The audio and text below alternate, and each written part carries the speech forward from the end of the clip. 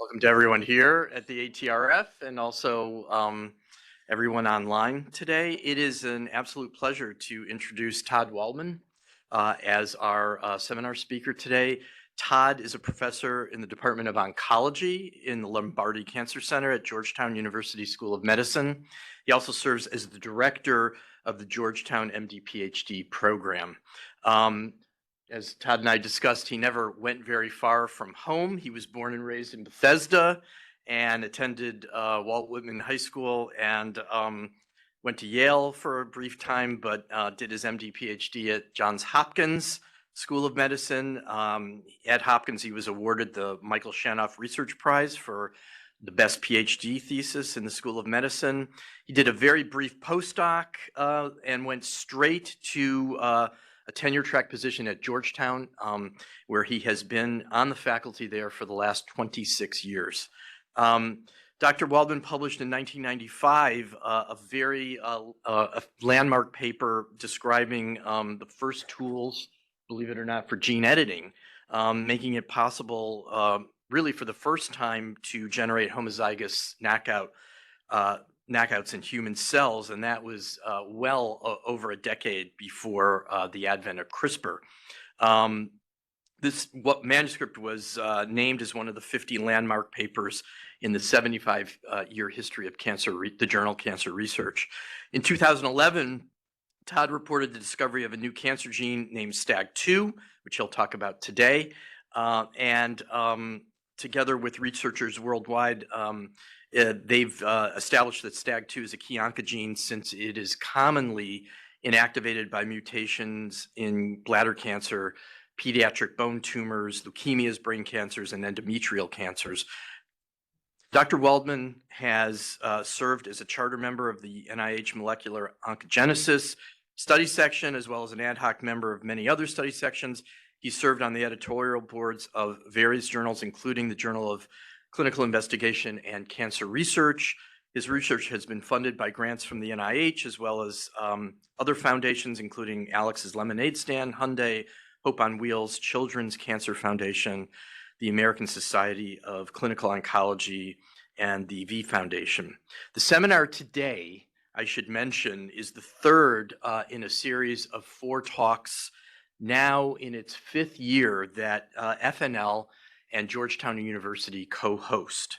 And that series is entitled the Scientific Partners Distinguished Lecture Series. So we're really honored and happy to have Dr. Waldman here today. The title of his talk, actually the title has changed. Mechanisms, Consequences, and Therapeutic Targeting of Cohesive Mutations in Human Cancer. Thank you. Well, thank you very much for inviting me for today to give this talk. I guess before I get started on the science, I just wanted to say that it is always a particular pleasure to give talks at NIH in the intramural program, because the intramural program just has a particular place in my heart. As was mentioned in the introduction, I grew up in Bethesda, now what is, I guess, many years ago. And starting at age 15, I worked in the intramural program in Building 37 with a scientist named Susan Gottesman, who is still there. And that's really how I learned that I just loved science. And so it was just such a formative experience for me and really set me on my path to becoming a cancer researcher. So because of that, it's just always a particular pleasure to come to NIH and share our research. So I just want to thank you so much for inviting me to give this talk today. So yeah, the title of the talk, it's possible it changed slightly, but research is rapid and things are just always changing.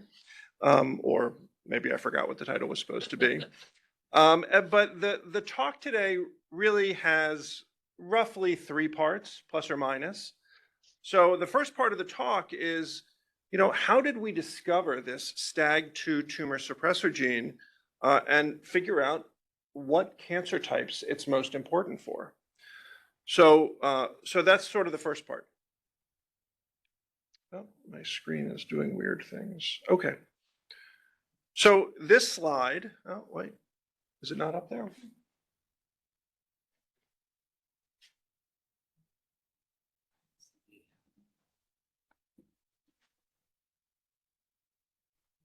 It keeps kind of. Okay. So yeah, the first part of the talk basically is like, how did we discover STAG2 and why is it important? So this first slide is basically what was the first figure from our paper in 2011 that reported the initial discovery of this STAG2 tumor suppressor gene. Oh, me.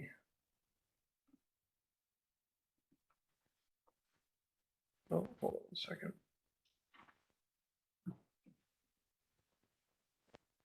For some reason the laser pointer is not working.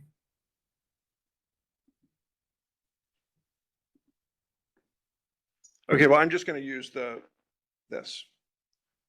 So I'm afraid that the people online may not be able to see my pointer. But so this was basically the first figure of the first paper we published in the discovery of STAG2. And so what we were doing at the time was we were looking for homozygous deletions in the genome of human glioblastoma multiform cells and tumors. So this was in the, well, this paper was published in 2011, so this was a couple years before that. So we were using what was state of the art at the time, which was Affymetrix microarrays to look for copy number changes in the genome of all of these GBMs.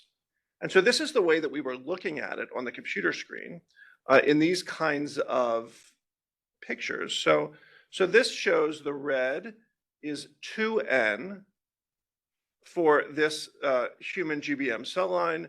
This is another human GBM cell line. This is another human GBM cell line. And these are normal human astrocytes. And so this is a region along chromosome X in megabase pairs. And so what you can see, my pointers are killing me.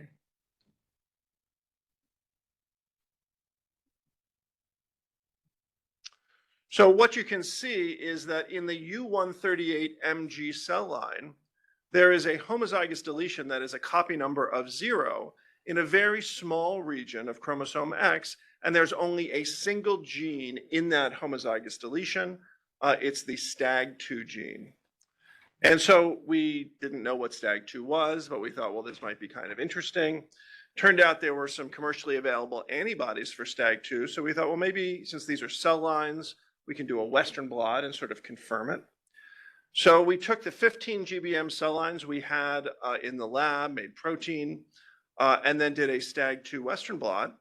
And what you can see is that the U138MG cell line, which is sort of in the middle of that Western blot, yes, makes no STAG2 protein.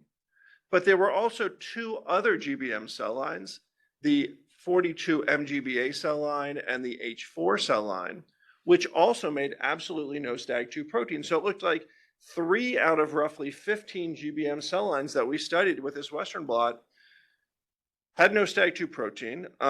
This was sort of a eureka moment. We thought, well, maybe we've accidentally sort of stumbled on an important tumor suppressor gene. So we went ahead and sequenced the STAG2 gene in the 2 new cell lines that make no STAG2 protein. And in both cases, there was a truncating mutation of the STAG2 gene. So one of them had a homozygous deletion and the 2 others had truncating mutations. So at the time, we really had no idea what STAG2 was. So of course, you just go to PubMed, you're like, what is this gene that we're studying? So it turned out that STAG2 was a component of this chromatin complex known as cohesin. And this cohesin complex had been discovered roughly 10 years before as a protein complex that enforced sister chromatid cohesion. So you can see on the left, there is the multi-protein ring complex. STAG2 is the sort of little gray squiggly in the bottom. And on the right part of this figure, you can see, what does cohesin do? What does this complex do? It coheres sister chromatids at the centromere. So you can see on the left is a metaphase with normal cohesin. The centromeres are cohered, but on the right are the same cells in a metaphase where there's no cohesin. So they're no longer cohered. Instead, they're parallel to each other. There's a loss of sister chromatid cohesion. So we had this great assay. We had a great antibody. We had lots of cell lines. So we went down to the core facility down the hall, and we said, you know, what? Oh, here's another pointer. Thank you. We said, you know, can we have basically all your cell lines? And so we made protein from lots and lots of human cancer cell lines. And what we found when we did Western blots for STAG2 was that 5 out of 9 Ewing sarcoma cell lines made absolutely no STAG2 protein. 1 kidney cancer cell line, a cervical cancer cell line, a melanoma, a couple of hematologic cancer cell lines. And in every case, when we sequenced the gene, there was a truncating mutation of STAG2. So this was super exciting. We went ahead and sequenced STAG2 in a bunch of primary tumors as well. And this was our initial cohort of STAG2 mutations in human cancer, published in Science in 2011. This is the STAG2 gene. The red boxes are truncating mutations. The blue diamonds are missense mutations. So you can see the mutations are roughly distributed throughout the protein. Actually, it turns out that they really are roughly evenly distributed, although it doesn't look like that here. STAG2 is on the X chromosome. So it requires only a single hit because, of course, there's only a single X in males and X inactivation in females. So this is one of these interesting rare tumor suppressor genes that deviates from Knudson's two-hit hypothesis.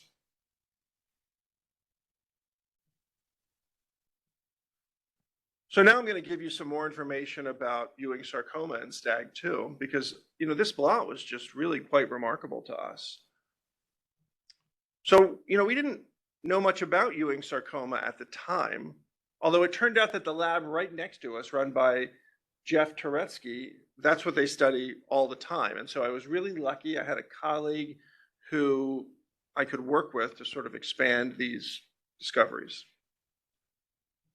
So Ewing sarcoma is a poorly differentiated, really aggressive pediatric bone tumor. Fortunately, it's quite rare.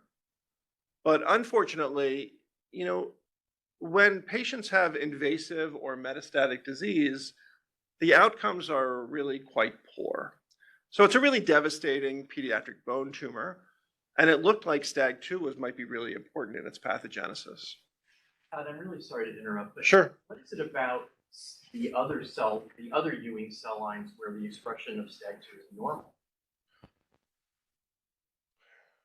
So I guess your question is, why is it that some Ewing's tumors have STAG2 mutations and others do not? That is my question. Yeah. You know, it's a great question. So we, in collaboration with some friends at NIH, Javed Khan's lab, have done lots of sequencing of STAG2 tumors once this discovery was made. And we don't think that STAG2 mutations correlate with anything else that we know about genetically.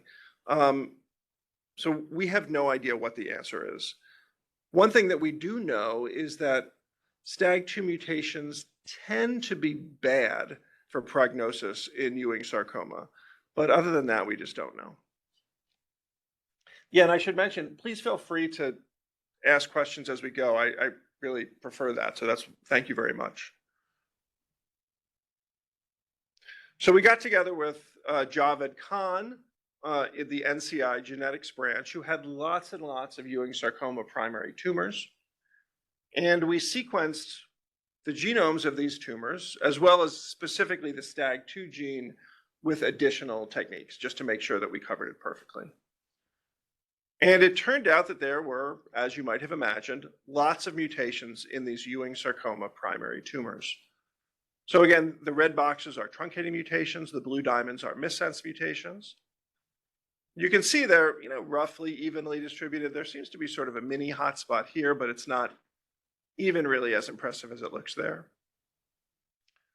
So other than EWS fly, which many of you must probably know is sort of the event which the genetic event which sort of is considered to be the cause of Ewing sarcoma, STAG2 is the most commonly mutated gene. Roughly a quarter of all Ewing sarcoma tumors have STAG2, mostly truncating mutations. So we thought, well, okay, let's see if we can develop an assay which lets us interrogate thousands of formalin-fixed, paraffin-embedded tumors very efficiently.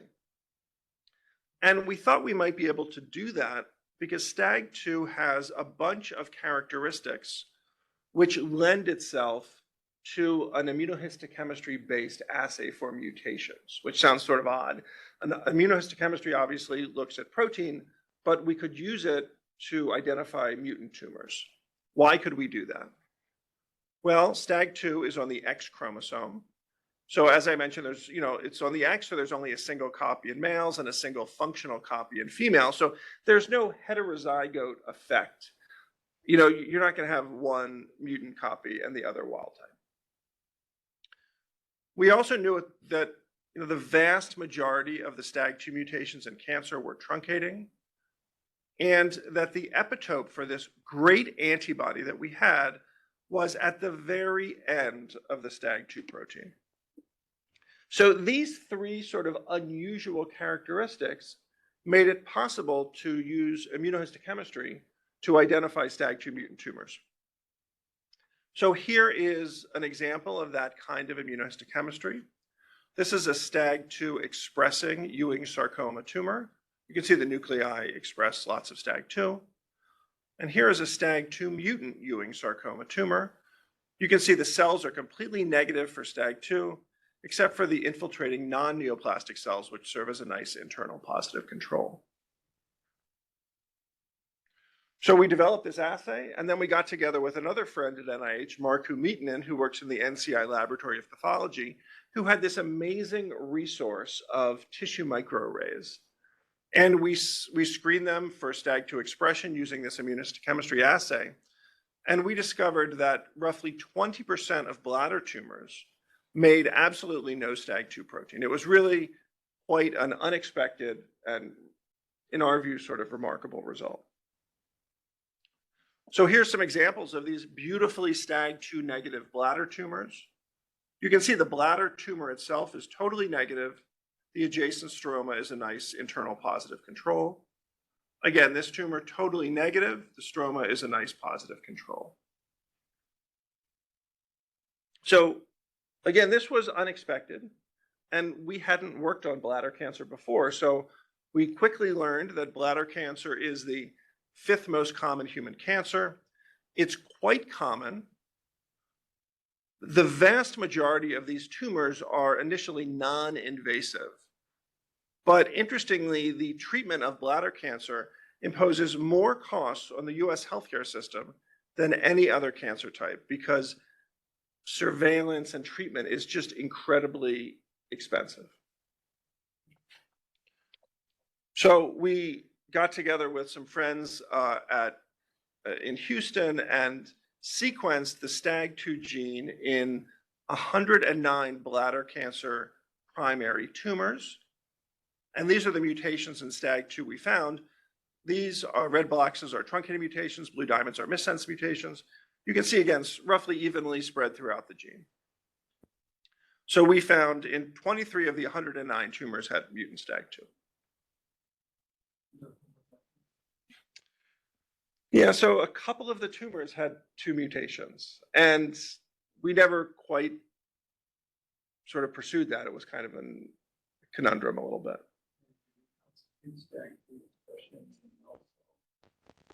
That's a great question, and I don't think I present any of that in this talk, and I think the reason for that is it's been frustratingly devoid of a phenotype. So just to give a little bit of background to that, sort of great fundamental question, that's a classic assay for tumor suppressor gene function. You take a cancer cell line which has a mutant tumor suppressor gene, you add it back and you expect the cell to stop growing or something to happen which indicates that this tumor suppressor is suppressing the growth of that tumor. For P53, it's classic. For many tumor suppressors, it's classic. But for some tumor suppressors, like STAG2, not much happens. It's been a frustrating thing, to be honest.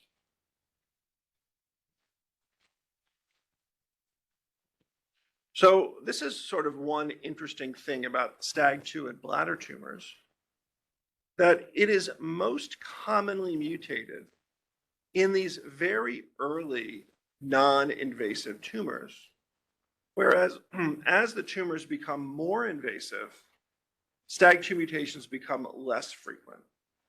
So this is sort of odd. Again, you think to yourself, well, I would expect a tumor suppressor gene to be more frequently mutated in the worst tumors. That's sort of the obvious expectation. But it turns out that for STAG2 and bladder cancer, the opposite is true, that the early tumors with STAG2 mutations tend not to become the invasive tumors. And so we thought we could exploit that to use STAG2 immunohistochemistry to predict how patients will do. And it turns out that when you look at recurrence and progression, STAG2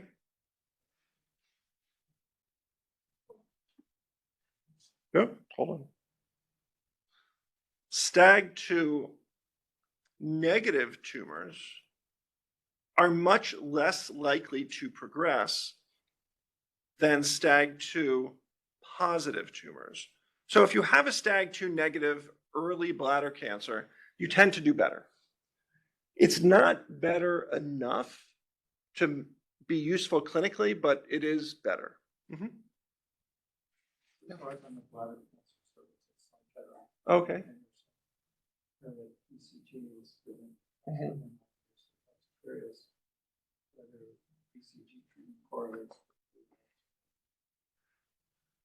So we didn't have complete treatment data on these cohorts that we used for this analysis. The limited data that we had, there was not a correlation, but I don't think that it was enough to really know. But yeah, it's...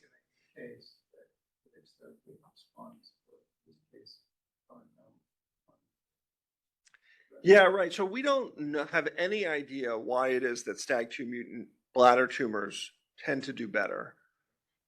I mean, in my heart of hearts, what do I really think? I think that they just define a somewhat more well-differentiated tumor, sort of subtype of bladder tumors, which haven't yet been sort of defined. And so they just tend to do better than the early stage bladder tumors driven by mutations in other genes instead. So that's my best guess, but I don't really know that. And it could certainly be that there's a difference in immune infiltrate or, other things which affect prognosis. But we're not sure. So other groups did, lots of mutational analysis of STAG2 in other tumor types. And it turns out that roughly 20% of myeloid leukemias have STAG2 mutations. Roughly 20% of GBMs have STAG2 mutations. About 15% of endometrial cancers have STAG2 mutations. And so this paper came out in Nature in 2014. When they looked at lots and lots of tumor types, it turned out that there were only roughly 14 genes that were significantly mutated in 4 or more tumor types, and STAG2 was one of them. So it just really seemed to be an important cancer gene.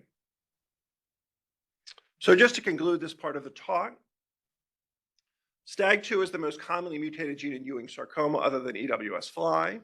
It's also really commonly mutated in bladder cancer, also GBM, leukemias, and other tumor types.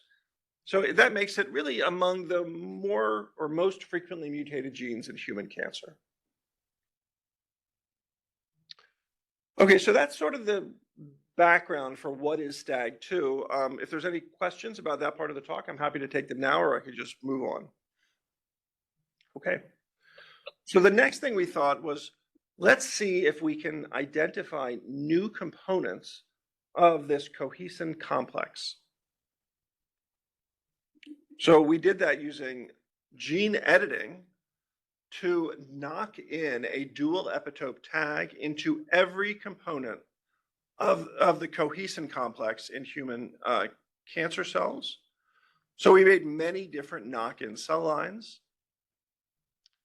And we did affinity purification followed by mass spectrometry to identify novel interacting proteins. So our big discovery, excuse me for 1 second.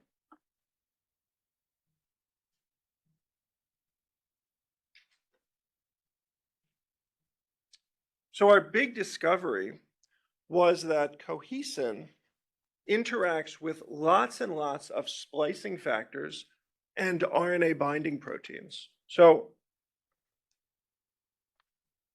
this is a heat map showing all the different RNA binding proteins and splicing factors that interact with these different cohesin subunits. And you can see several of them are really commonly mutated splicing factor genes in human cancer. Here's some other components of a key splicing complex called the U465 tri-SNRP complex that interacts with cohesin. So we thought at the time, well, you know, is this real or is this just sort of an artifact? That splicing factors are quite abundant and they often seem to co-immunoprecipitate with many different proteins. So is it likely that this is a meaningful interaction or is this just an artifact? Well, we thought it was probably meaningful because 4 papers came out in 2014 which said that when you inactivate splicing factors, you get a paradoxical loss of sister chromatid cohesion in human cells. So this was very odd. You know, why is it that inactivating splicing factors would have anything to do with sister chromatid cohesion? It seems like they're not related. But it turns out that 4 different groups simultaneously published this relationship. So we thought, well, maybe our discovery that they physically interact is biologically meaningful. So we went ahead and tried to confirm these interactions using IP Western. So we did dual affinity purification of all these different cohesin complex subunits, followed by Western blot with all of these different antibodies to interacting splicing factors. And to make a long story short, you can see that they interact not just by mass spec, but also by Western blot. We went ahead and then did that in several additional cell lines where we immunoprecipitated the SMC1A subunit of cohesin, and again did Western blot with all these different splicing factor subunits. And again, they interact in these other cell lines as well. Then we did cellular fractionation to look and see what region of the nucleus are these interactions taking place in. And it turned out, as you can see from that Western blot, that they seem to be taking place in the chromatin fraction of the nucleus, not in the soluble nuclear fraction. So it looked kind of good. I mean, this is all endogenous protein. You know, there's nothing overexpressed. There's nothing transfected. It really seems like cohesin seems to interact with these many different splicing factors. We then wanted to see, well, we wonder if it's somehow cell cycle regulated. So we took HeLa cells, we synchronized them, then released them and looked to see whether or not these interactions between cohesin, particularly the SMC1A subunit, and all these other splicing factors were enhanced in particular cell cycle, times of the cell cycle. And so what you can see in this blot is that, yes, actually in cells that are in mitosis, the interactions are quite dramatically enhanced. And so it seemed to be the case that the interaction between cohesin the SMC1A subunit was used to pull it down. And these splicing factors was quite dramatically enhanced in cells that are in late G2 and mitosis. So we thought, well, maybe these interacting splicing factors have something to do with regulating mitosis. So we took HeLa cells, which had histone H2B tagged with GFP, and we did live cell imaging after inactivating several of the interacting cohesin subunits. And this is what we saw. So again, this is the nucleus of these HeLa cells. This is a histone subunit that's GFP tagged. So they're just, going about their business. These are untransfected cells. These are negative controlled transfected cells. These are transfected cells which are inactivated for SNRNP200 or PRPF31 by siRNA. So you can see these untransfected or negative control transfected cells are going through mitosis just like you would expect. But when you inactivate these cohesin interacting splicing factors, they can't go through mitosis. Instead, their chromosomes condense, but they do not align at the metaphase plate. Instead, we sort of call this dancing chromosomes, and eventually they die. Yeah, I think that we did stain for apoptosis, and it appears that that's what's happening. I think that the way we interpreted that was that these cells are simply blocked in some part of mitosis, and eventually they, self-destruct. So based on these kinds of experiments, we concluded that these cohesin interacting splicing factors, they seem to be required for progression through mitosis. So in addition to the interacting splicing factors, which I just told you about, these mass spec experiments also identified a completely separate novel interactor, which I don't have time to talk about today, but it's the USP13 deubiquitinase. And we have a whole nother project looking at its novel interaction with cohesin. So this kind of mass spec experiment revealed that cohesin interacts with a panoply of splicing factors, many of which are mutated in cancer. These splicing factors seem to be required for sister chromatid cohesion and also cell cycle progression, and cohesin also interacts with USP13. Okay. So in the last part of my talk, I'm going to present some data which was just published actually last week in JBC. So I've told you that STAG2 is a tumor suppressor gene that interacts with splicing factors and a new deubiquitinase.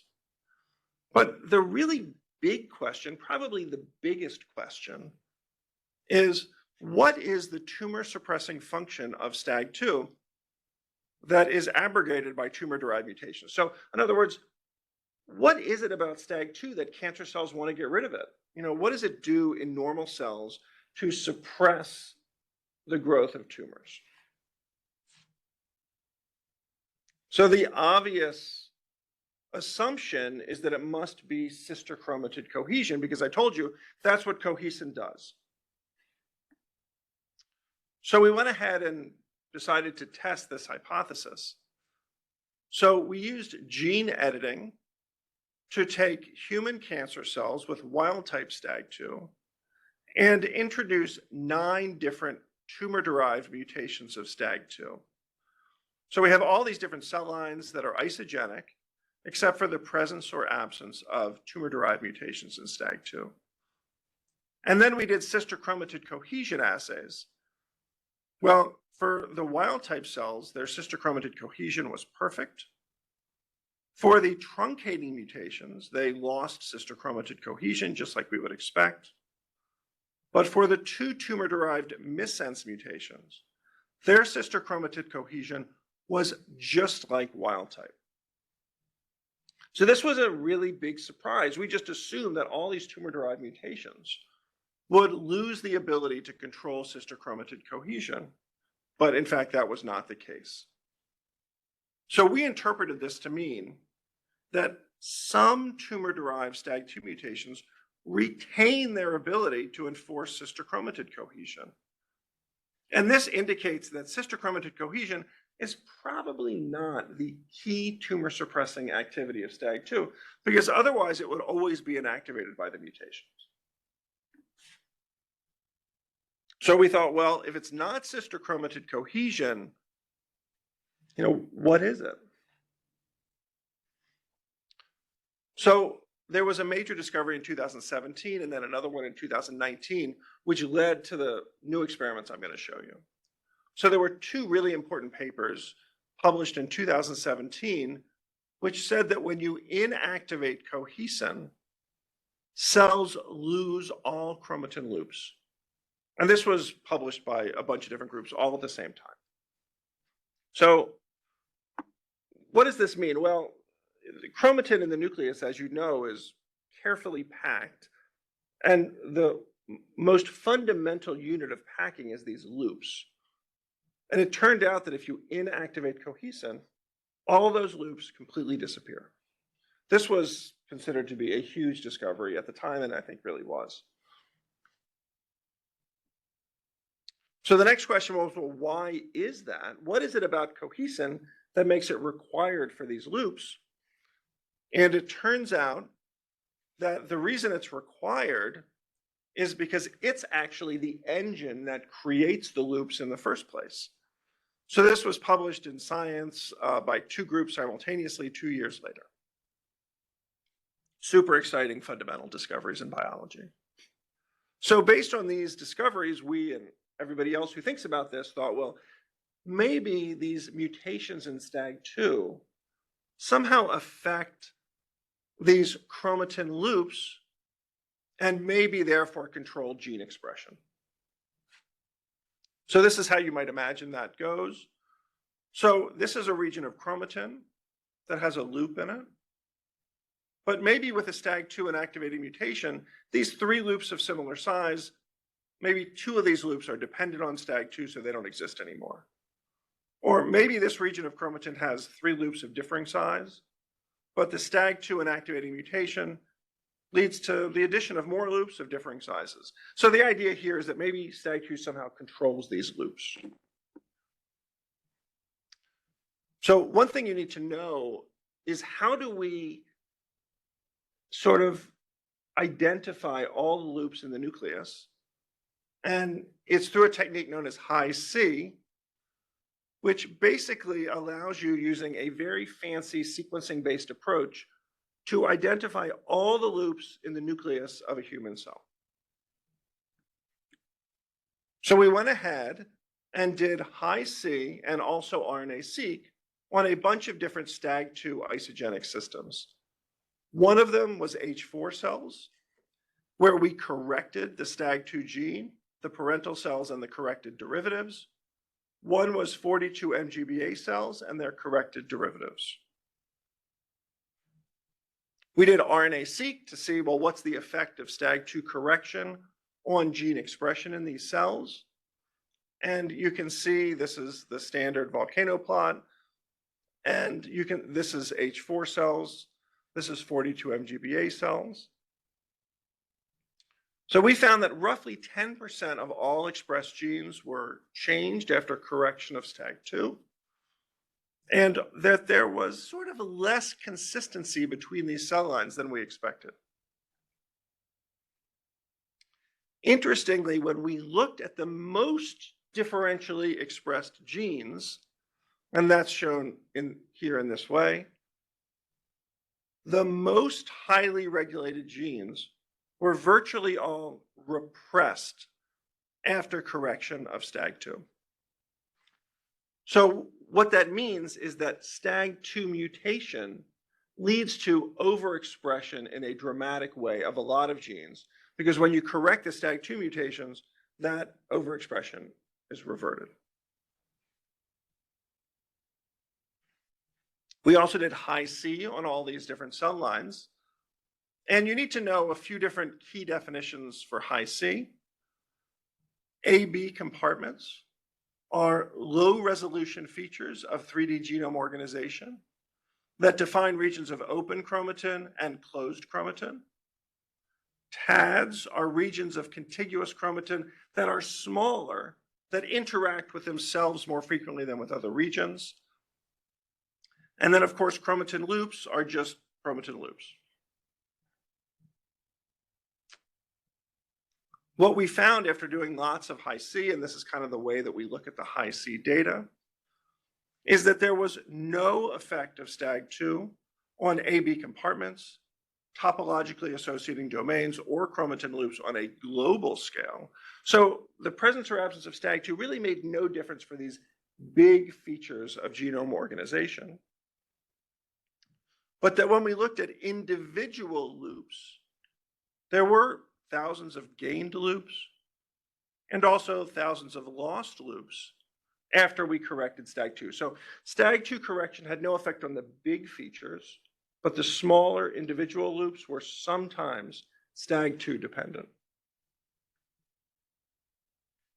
When we looked more carefully at the size of these loops, it appeared that the loops specific to STAG2 wild-type cells were much smaller than the loops that were specific to STAG2 mutant cells in both cell lines. And so this is the size of STAG2 mutant specific loops, STAG2 wild-type specific loops in these two cell lines and also in primary tumors. So it really seemed like there is a potential role for STAG2 in regulating chromatin loop extrusion in human cells. It also looked like loops that were gained after correction of STAG2 tended to be adjacent to genes whose expression increased, and loops that were lost tend to be adjacent to genes whose expression was decreased. So it looked like STAG2 regulated dynamic loops tended to control the expression of adjacent genes, particularly to enhance their expression. So we thought, well, maybe there are individual loops which control individual genes, which may explain STAG2 tumor suppression. So here's one candidate. So these are the loops for this very small region of the genome with these 3 genes in it. In the H4 parental cells and the STAG2 corrected derivatives, you can see this adjacent gene is the same in both. There's this loop, but there's this loop here which is specific to the STAG2 corrected cells, not present in the STAG2 mutant parental cells. And it seems to control the expression of this homeobox gene called PKNOX2. Because when we look at the RNA-seq data, we can see that the presence of this loop turns the gene on compared to these cells where the gene is much less. And the same thing is true for the other cells as well. So we're kind of excited by this. We think, well, maybe this homeobox gene is regulated by STAG2 and maybe a novel STAG2 effector. So in the very last part of this, I want to tell you about sort of a new relationship that we found between STAG2 and polycomb in GBM. So there had been a number of papers in model organisms which suggested an interesting sort of cross-regulation of polycomb and cohesin in interesting ways. So here are just say 3 of these papers, but there's many more which suggested that these pathways somehow were cross-regulated. So we thought we would test this by looking at H4 cells and the STAG2 corrected derivatives. So you can see when you correct STAG2, they make the protein. And their chromatin-bound polycomb mark completely disappears when you correct STAG2. So this was an unbelievably binary result that we were super excited by, that STAG2 seems to regulate this polycomb mark. So again, in these human cancer cells, there is a dramatic cross-regulation of cohesin and polycomb. in human brain cancer cells. Well, we wanted to see if this was generalizable. So we took another human GBM cell line, LN229 cells, that has wild type STAG2. And we inactivated STAG2 partially by either CRISPR or shRNA. And we found that this, again, led to the pretty substantial increase in the polycomb chromatin mark. So again, this showed that this was, at least to some extent, generalizable because we were able to confirm it in a second human GBM cell line. Well, if this was true, that STAG2 mutant human brain cancer cells had activation of polycomb, perhaps we could inhibit polycomb as a therapeutic strategy. So it turns out that there is a FDA-approved inhibitor of polycomb called tazemetostat. So we took our H4 cells and our STAG2 corrected derivatives, treated them with tazemetostat for 0, 24, or 72 hours. You can see it leads to dramatic reduction in the polycomb mark because it's an inhibitor of polycomb. And then we did proliferation assays. And to sort of make a long story short, when you treat these H4 cells with tazemetostat, they tend to stop proliferating more than the otherwise isogenic cells that have STAG2 corrected. So this is just a proliferation assay that shows that the H4 cells treated with tazemetostat here are inhibited more than the otherwise isogenic STAG2 corrected H4 cells. So because of this, we're currently testing tazemetostat against STAG2 mutant primary GBM tumors. So just to conclude this last part of the talk, we found that STAG2 mutations lead to alterations in the size and strength of individual chromatin loops. PKNOX2 is a putative STAG2 effector. STAG2 regulates polycomb and GBM cells, and that we think pharmacologic inhibition of polycomb could be useful. So that's the end of the data I wanted to show you today. This is just some acknowledgments for a bunch of the people who did the work. And here's some more acknowledgments of various collaborators, and these are our funders. So thank you very much, and I'll take any questions.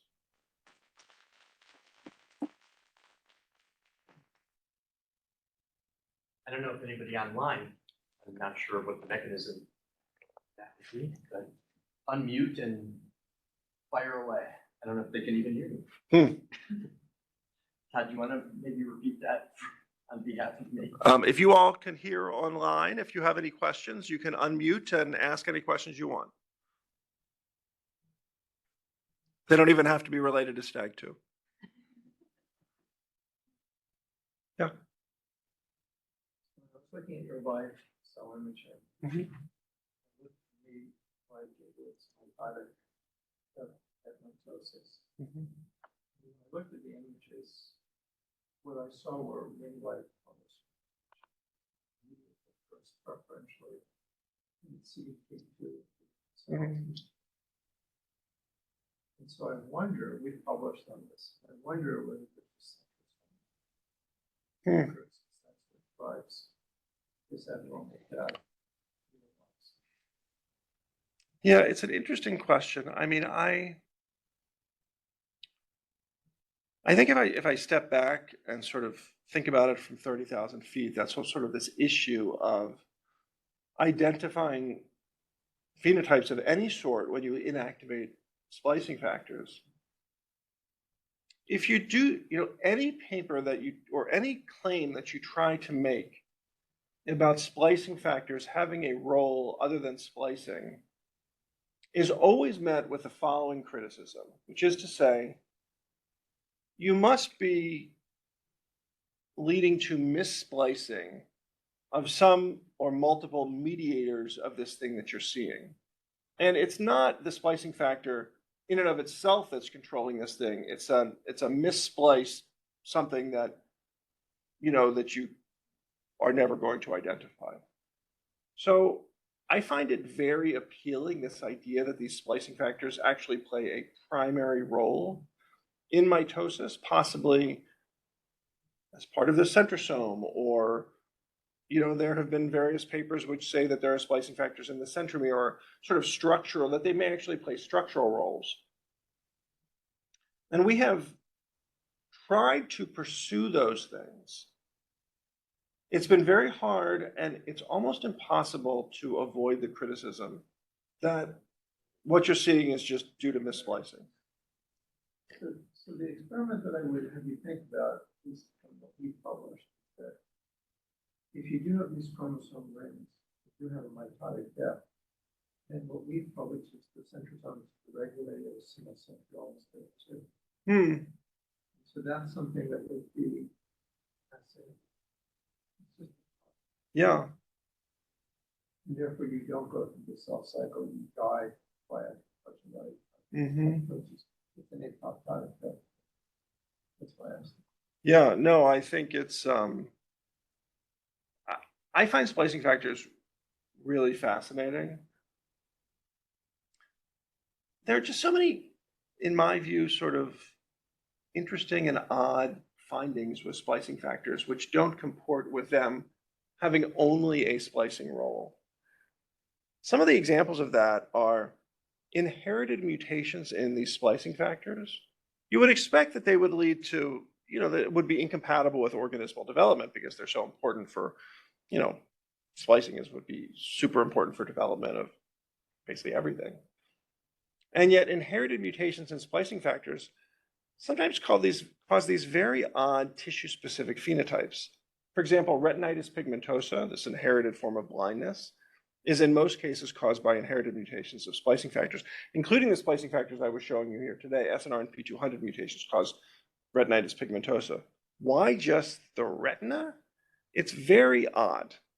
There's other inherited mutations in splicing factors which cause various neurodevelopmental disorders that are compatible with human viability, but just lead to specific defects.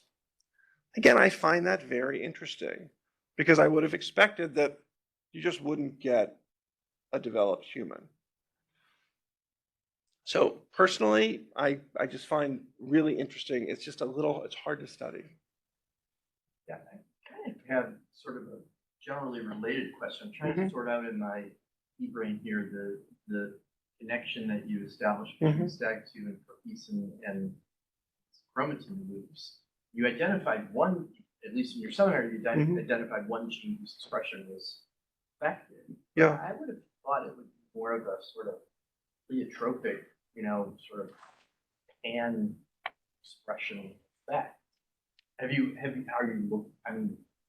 looking for other genes that are specifically?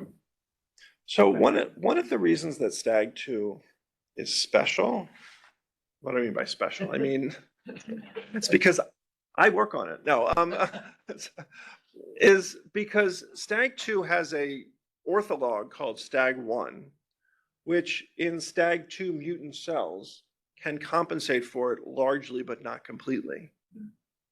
So most other components of the cohesin complex don't have that. And so when you inactivate with a truncating mutation, most of the other components of cohesin, the cell just dies. It doesn't cause cancer because the cell must have cohesin. So instead of being a selective advantage, it's a dramatic disadvantage. Except for STAG2, which has STAG1 to compensate for it. And so that's why it seems like the effects on loops are more subtle than you might have imagined. Whereas when you inactivate other components of cohesin, all the loops completely disappear, and then the cells die. So it's this compensating ortholog which really makes a big difference. And it's probably why STAG2 is the big hit in cancer. Any questions online? Well, thank you very much. Thank you. Yep. Great talk.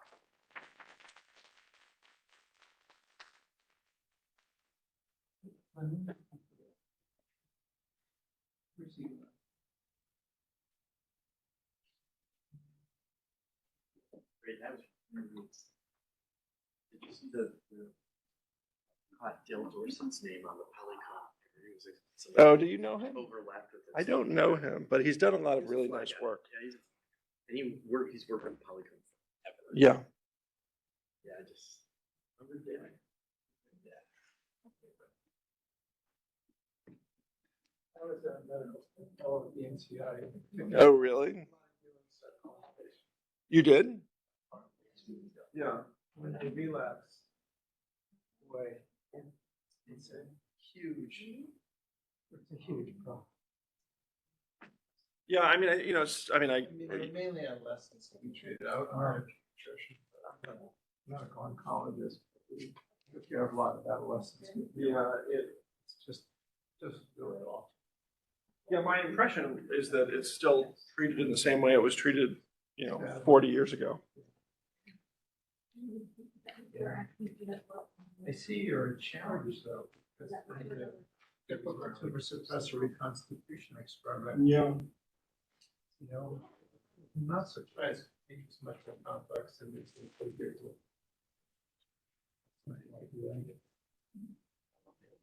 okay, but once something more complex.